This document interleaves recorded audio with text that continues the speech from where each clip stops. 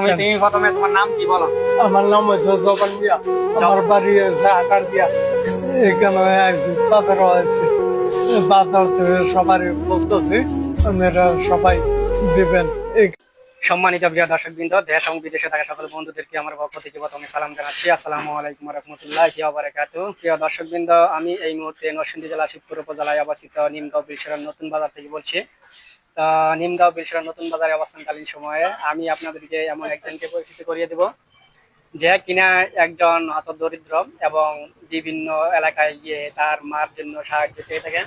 তো আপনারা যাদেরকে মানবতার ফেরিওয়ালা বলে থাকেন, তো তারা ইচ্ছা করলে এরকম মানুষদের পাশে দাঁড়াতে পারেন এবং তাদেরকে সচ্ছলতার দিক দিয়ে তুলে ধরতে পারেন।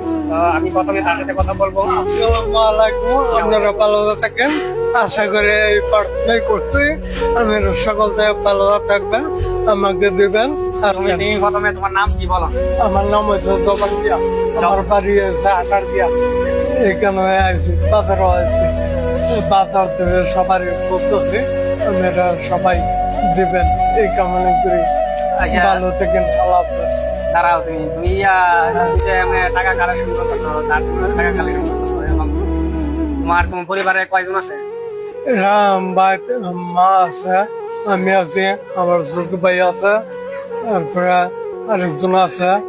তো সবাই দেয়, তো এই জন্য সবাই দেবেন। আশা করি, দোয়া করি ভালো থাকেন, সুখে থাকেন। খোদা হাফেজ। তুমি কি এমনি অসুস্থ? হ্যাঁ, আমি অসুস্থ।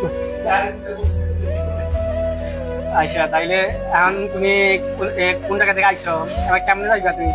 আমি আরাধ্যাতে আইছি, আরাধ্যাতে যেতে বুঝা দাদা একটা যেতে বুঝা।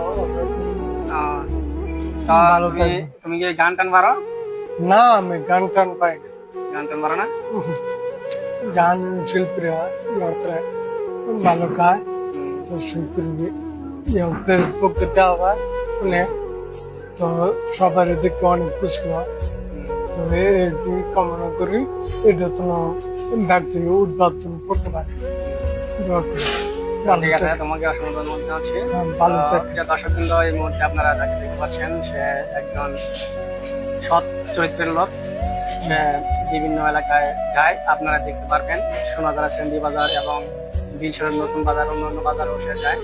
তো আপনারা যারা মানবতার ভিডিওলা আছেন, তারা অবশ্যই আর্থিকভাবে বিবেচনা করলে তাদের পাশে দাঁড়াতে পারেন। তো সকলে সুস্থ থাকবেন, ভালো থাকবেন এবং দেশ এবং দেশের বাইরে থাকা সকল